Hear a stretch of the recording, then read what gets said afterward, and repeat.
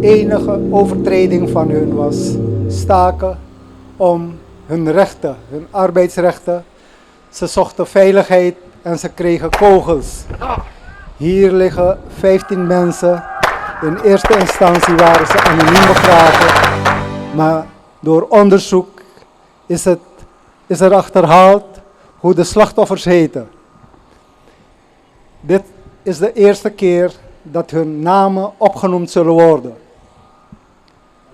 Nu Je Lin, Yu Xiao Kan, Lang Chun, Chu Sao, Huang Yu Sen, Chong Fat, Li Xuan, Cao Kim, Wang A Guo, Ao Liang, A Su Seng Shen, Chan Yam Si, Feng Xie Ying, Xiong Ming, Lao Nam.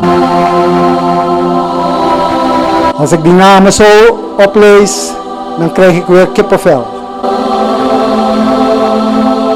Het mag nooit meer gebeuren.